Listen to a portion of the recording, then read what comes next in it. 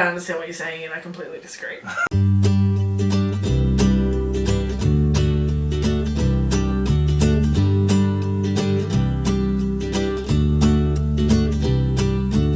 Hi, we're Gunpowder, Fiction and Plot. No, we're not. We're gunpowder, fiction and plot. What did I say? Gunpowder. Oh, sometimes we're fowder as well. That's Nelle, I'm Scott. Today we're channeling our inner drinking by my shelf and drinking some Dalesford cider sessions. By our shelf. But what we're actually here to do is our wrap for the month of April. I was going to say May, but it's April, yes. Yeah, I know, it's confusing, we're one behind. Yeah. Because unlike some hack YouTubers, we don't film our April wrap up in April. I think it's really bold to call anyone a hack. No, that's really... I guess Some of those hack YouTubers I really like. I just think that your April wrap up needs to happen once April's finished. Alright, I read 10 books that had one DNF. You read 2 books. Oh, but I do know that you adored both your books. Yes, I had a good, like, if we're going quality, I had 100% quality month. The first book I read was The Fire of Heavens by Robert Jordan. That's the 5th book in the Wheel of Time series. So I'm rereading the Wheel of Time series because I'd like to finish it. I bet they weren't finished when I read it the last time. It's also the longest book in the series so far, and that is a bit tedious. He repeats himself, he reintroduces themes and ideas, which is kind of good in the first couple of books because it cements the world that he's building. But by the time you're up to book 5, you're like, okay, you don't I've need a got reminder of who the goodies and the baddies are. I know what an Aes Sedai is, yeah, I know. Yeah. And it's such a chunker, it's such a huge book. And then he's got that in it as well. And yeah, I feel like if he cut that out, he could maybe have gotten rid of a third of this book, not substituted any of the character development, any of the storyline, any of the stuff that we want. Yeah, if he's doing that for a third of the book, I'm glad I gave up. Yeah. But this is the book that he sort of reinvents his rules. He's quite predictable in his first few books. And this book, he foreshadows events that don't happen, and he does stuff that he didn't foreshadow, which, about time. But yeah, so I'm a bit conflicted because I really quite enjoyed the storyline. It just needed to be shorter, essentially. So I've given it 3 stars, which is my ultimate I don't know. Un, deux, trois.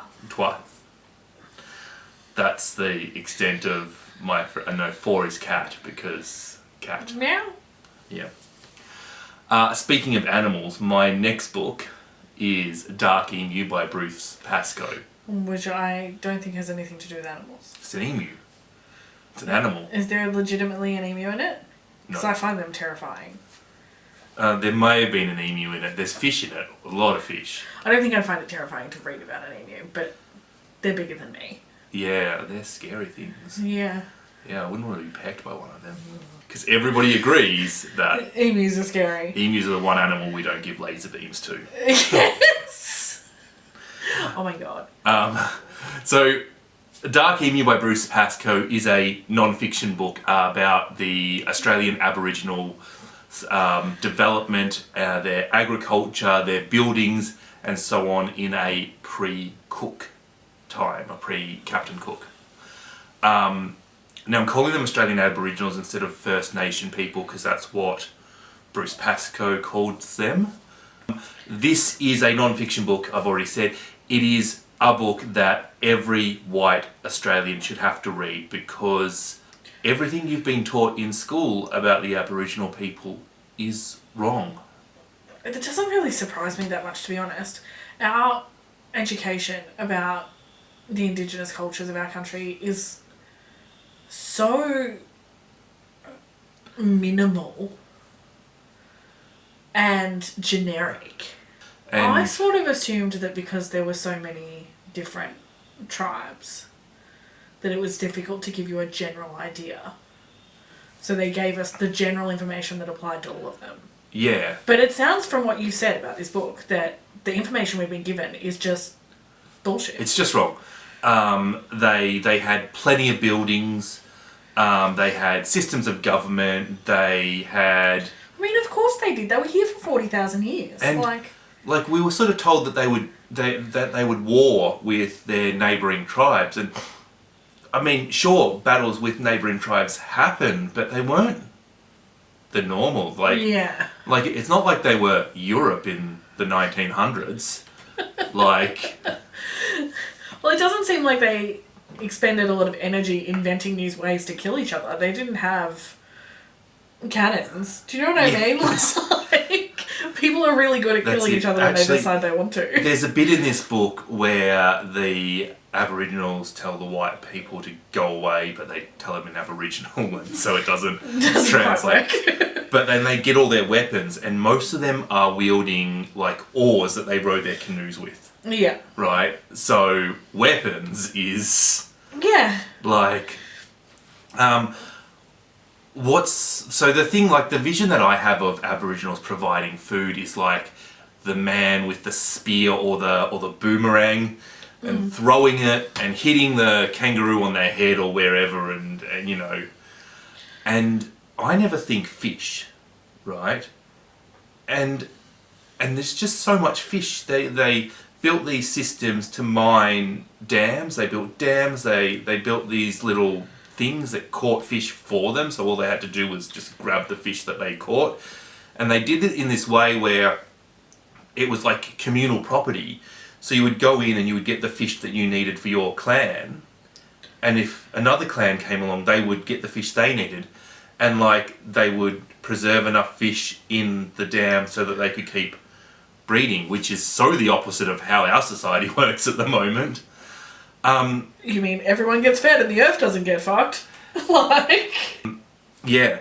This completely changed my paradigm, changed everything that I knew about Aboriginal peoples. If it didn't do that, it wouldn't be as good a book, right? So if you were already educated on Aboriginal people, this may not be the best book for you. I suspect I know a little bit more than you do. I don't profess to be educated on the subject, but a couple of the things that you have mentioned from this book are not huge shocks to me. But I'm going to read it because you can always learn more. And I think that there is such a huge gap in our education system. And 5 stars. Sorry, I should say we participated in 2 readathons. Scott did. I did. I failed. I participated in 2 readathons, Aussie April and the TBR Clear Out. Obviously, Dark Emu was an Aussie April for me, and this next one is a TBR Clear Out. So the oldest book on my TBR was A Passage to India by E.M. Forster. This was a book, I found this book quite challenging because it was written in a style that my brain really struggled to take the information in. Once I was able to get myself settled into this book, which was quite late in the novel, I was able to enjoy this book a lot, and I found this quite a good depiction of colonialism in India. But my brain just is not built for E.M. Forster's writing style. And that is not a criticism of E.M. Forster. This is something... A criticism of your brain! It is. This is something that happens to me continually. Every maybe 1 in 10 books I pick up, I just can't. Compute. I just can't compute. Characters represent their analogies for the different attitudes that British people had towards Indians, or Indians had towards British people at the turn of the 19th century. At the end of the 19th century, I mean, at the start of the 20th century. It takes place in India, and essentially a man is accused of a crime that he may or may not have committed in a cave when nobody could see, and it becomes a whole race issue. And is he being accused? Did he do it? Did somebody else do it? Was it another Indian that did it? Has it been made up? Was the lady sick? Did she make up the crime? Was it a British person that committed the crime? And it sort of makes this sort of clear division between the conservative British and the very defensive Indian. leading to all sorts of tension. E.M. Forster clearly understood the attitudes that were going on from both perspectives, and it's just this lovely analogy of the racial conflict that existed in India and colonialism essentially at the time. So a lot of people will really love this book. I only gave it 3 stars. I primarily gave it 3 stars because You're easily confused. it is about my enjoyment. It's not about the book. Yeah. And 3 stars represents my enjoyment because I got quite easily confused. Then I had my DNF for the month. I DNF'd the Confessions of St Augustin. This... Not surprised. It sounded like the most boring, dry, horrific horror show of a...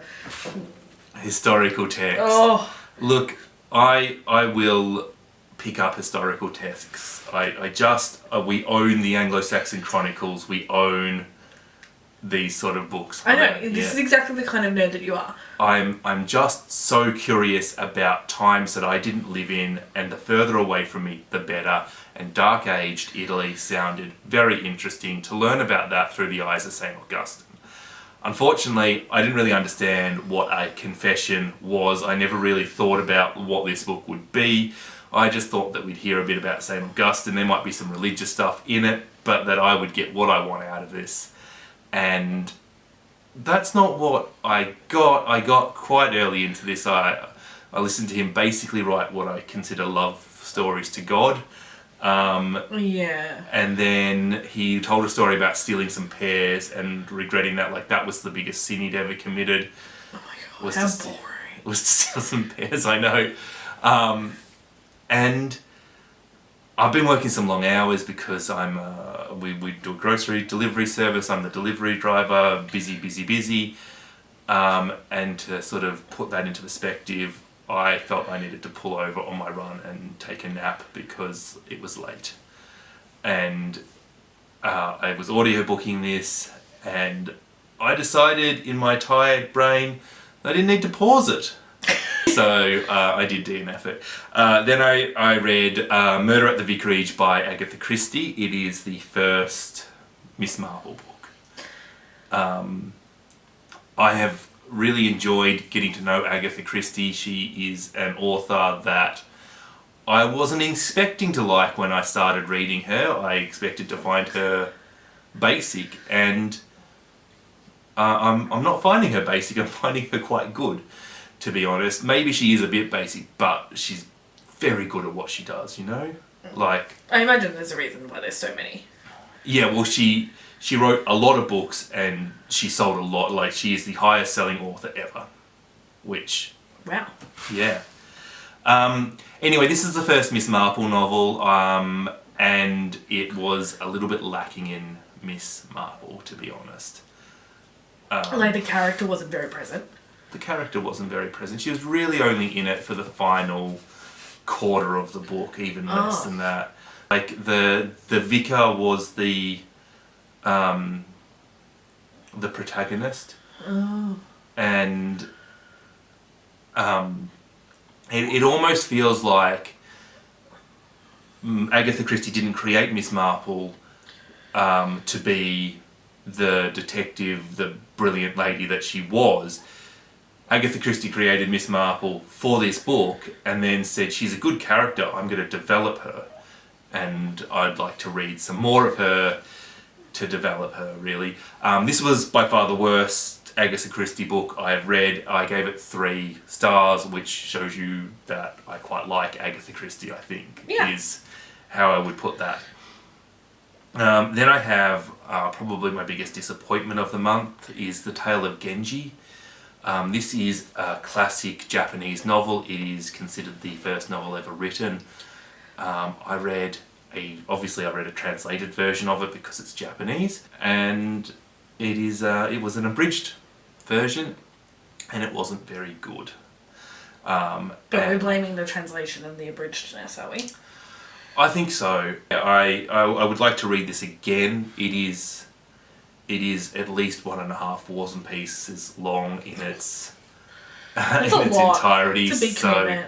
I won't be trying it anytime soon, especially as, if I'm wrong about it being the problem of the abridgment, that is one hell of a commitment to not like Yeah. a novel. Especially when there's so many good things to read. Anyway, I go from my disappointment of the month to my surprise joy of the month. And that was Sarah Millican's autobiography, How to Be Champion. She is champion. She is champion. I don't know why I didn't expect this to be amazing when I read it. I thought, oh, a couple of laughs. Because you thought it would be a comedian spin-off moneymaker rather than something she actually put thought into. Yeah, which, I mean, look, listen to her autobiography, you know that, like, she values hard work and she values doing it like, you've got to do it, you do it well. Yeah, that doesn't surprise me a whole lot. Also, she's just a genuinely funny woman. Like, you can tell from her stand-up that she's conversationally hilarious. This is a combination self-help comedy book, self-help comedy memoir. That sounds ridiculous, but... And less fun. But it's actually really good. She gives you like a warts and all description of her life. She's brutally honest and tells you about the times when she was bullied at school and how she coped with it, and then she's like, this is what you should do, but if it gets violent, this don't work. But then she wraps it all up with comedy, and it's just, comedy makes everything better. And then the other thing I was scared about going into this is, I've seen a few Sarah Millican stand-up comedies. I was worried that I would know all the jokes in this. And I have to say that the only joke that I had that I'd heard before was one of my favourite Sarah Millican jokes. And I just think that she wrote this book and thought that joke was so good that she has to put it in her. Oh, so you think the joke came in the book before the stand-up? Yeah, I think so. 5 stars to this amazing book. I really just recommend that to everybody, even if it's not your style. And if you can't bother reading it, she's reading it to you on her YouTube channel. She's doing like 6 minutes every morning while the lockdown continues. So you can be a cheapskate and listen to her read it to you. Yeah, and if you're watching this, Sarah Millican, we've given you a shout out. Could you give us one now? Please don't. Oh my god, I think I'd actually die. We've gone bad, we've gone good, and we're going to go back to bad now. No, what's the bad? Every month I challenge myself to read a new country, for an author from a country I haven't read before. I picked Argentina, I picked Jorge Luis Borges, and I read a collection of short stories called Labyrinths, Short Stories and Other Writings. And I just don't remember any novels in this, they were forgettable. Are you short stories, not novels? Yes. Yeah, those sort of cut down novel things. Yeah. Yeah, so that was a 1-star read. Then I had Hayley Rubenhol's The Five, The Untold Stories of the Women Who Were Murdered by Jack the Ripper. This was an interesting novel, non-fiction. It really sort of reinvents the story of Jack the Ripper to be from the victim's perspective. It doesn't really talk about the murders that much at all, to be honest. No. I mean, I didn't finish it, but... I'm still reading it. I didn't DNF it. I got distracted. Yeah. One of the things I found, I don't know whether... Look, she wrote the 5 stories individually, and definitely story number 4 was super interesting. Story number 5 was very interesting too. Those 2 stories were the best. 1, 2 and 3, a little bit boring.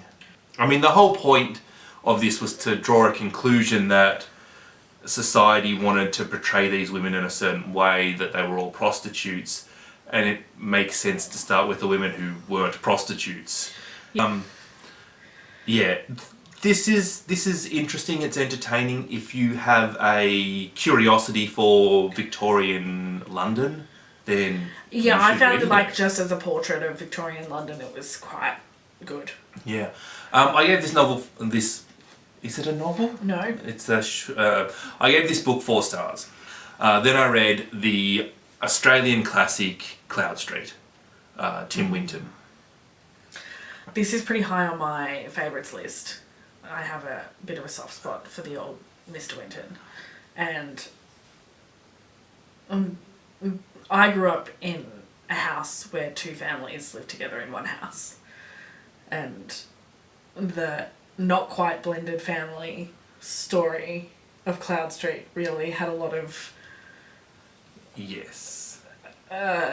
love for me. So I was scared that you would hate this.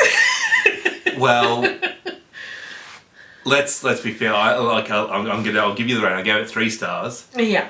But it's one of these books that 3 stars, it certainly wasn't. It's kind of like a combination of 1 and 5 stars. There's elements of magic realism. There's a talking pig. There is all sorts of weirdness. It's so Australian though. It uses phrases that I've not heard in real life. In, being an Australian, living in Australia for 37 years, I've not heard true blue being used by anything other than a politician or an advertising agency. I feel a little bit though, you didn't grow up with bogans. I've met your family. If you meet an American tourist and they're like, oh, what animals must I see over here? And you're like, oh, watch out for the drop bears. But I definitely think that this is Tim Winton's Australia. And it might not be yours and it might not be mine, but yeah, I don't think it comes from a pot of cliches. I think it comes from his memory. Now, his prose, when he is not being overly Australian, is actually quite nice. It's really quite nice. Yeah, it's beautiful. I even like it when he is being Australian. The ending is an absolute stinker. It's like he's written the novel and he doesn't know how to finish it, so he just does something. This is a common complaint about his writing in general. Like, that he just should find someone else to write his ending. Yeah. And it's not, I'm not a person who the ending can ruin a book for me. If it's beautifully written, I'm generally quite happy. So look, the ending wasn't important. Do you know what I mean? No, it's not. I don't think it is important. It's not like the ending reflects the whole book and flips the meaning or anything like that. No, it's just like blah. It's just, he didn't know how to stop. Yeah. He didn't know how to stop. And he didn't want to say they all lived happily ever after. No, and I feel like he probably could have continued creating their life for generations and generations and generations and just kept building characters in this environment that he'd created. Yes. And he needed to find a stopping point. And I often feel that way about his writing. On to my last book of the month, Valley of the Dolls by Jacqueline Susan. This is a book that, again, I read for the TBR Clear Out. It's a book that I'd been avoiding. I didn't know much about the book. It looked a bit porny to me, and I was avoiding it because... Because you thought it would just be raunch? Oh, yeah. Yeah. Yeah. Anyway, I read it and I was wrong. Yes! I was wrong. I thought the Valley of the Dolls, I thought the dolls referred to the 3 main characters, and the dolls do not. They refer to, that's the nickname they give the drugs that they take. This is a really cool book because the 2 layers, it's a multi-layered book, and the superficial layer is this Bold and Beautiful-esque plot. So trash. Like it's really trashy, and you can support the characters and all of that. But it's so clear that there are other layers to this book, and it's so multi-layered after that, but that superficial layer is so trashy, and you can really relax and enjoy that trash and also have your brain stimulated by what it's saying. The story of this book is essentially about 3 women who are in the entertainment industry, in Broadway, Hollywood, all of those things, and 3 successful women. 3 women right at the top of the industry, doing well, winning Emmys and so on and so forth. And how they're mistreated by the men that they love. They're in relationships with, and or that are managing them or co-starring with them or whatever. The men's, yes. It shows how women will fight for what they want. It shows how they'll backstab each other, and it shows how men will manipulate those situations to make that happen as well. So that is one layer, this anti-patriarchy sort of Sounds aspect. like it's got a little bit of anti-girl on girl, which is not my favourite. No, I think it's done... Do you think I'm still going to read it. I think it's done in a way that I think you can see how they're pushed into to that aspect. There's enough positivity towards the girls that the negativity is covered. Then there is the drug addiction aspect of it, which is again fascinating, and how these women are essentially addicted to sleeping pills and diet pills. Then there is the dietary aspect of this, and how these women are judged for having excellent breasts, being overweight, being super skinny, how somebody who was 118 pounds is told to lose 25 pounds to make it in Hollywood, and does. Yeah. You know, and what that actually entails, and you know, so there's 3 layers there of complexity, and then there's more to that. There's suicide in it, there's self-harm, there's mental hospitals, and there's a lot going on here, and there's so much brain food in with this trashy story that makes this book, it's just so well balanced between the brain food and the trash. It's a 5-star read, and it's, if you haven't read it, it's, you know, it's 50 years old, it's a classic, and get onto it. I read 2 books, not 10. I'm working on it. I'm trying to devote more time to reading than I did this month. I have not picked up a book in the last week, because work has just not allowed me to have any time to myself. But yesterday you finished a book. So you smashed a book in a day yesterday, but the week prior to that you hadn't read a book. Yeah, so prioritising time for myself and time to read is something that I'm working on, and we'll do better next month. The books that I did read, I read The Year of the Flood by Margaret Atwood. I'll hold it up for you if you like. Thank you. This is the second book in the Mad Adam trilogy, and I loved it. Quality-wise, it's as good as the first one, Oryx and Crake. It follows different characters. So quality-wise, it's as good. It went in a direction that I was not expecting after the first book. When I finished Oryx and Crake, I picked up Year of the Flood immediately, and I didn't quite have that sense of urgency to read the next book, although it is on my TBR for May. So I'm finishing the trilogy this month, but it didn't have that real drive to see what happens next between the next 2 books. But I do think the quality was very similar, and I think if you've read the first one and you don't read the second one, you're a widow. See, I didn't have a drive to pick up. Like the instant, like I think there were minutes between when I put down Oryx and Crake and when I picked up. I was quite surprised when I finished Oryx and Crake that she even made 2 more novels in that universe. And the second novel does start in a very different direction, so that's not super surprising. And then I picked up the 5, which was our book club book. And while I was deeply engrossed in Victorian England and poor women and Jack the Ripper, I had seen a video by Katie at Made with Books. That's not the case. It's Books and Things. Books and Things. Maybe Katie, the book is Madeline.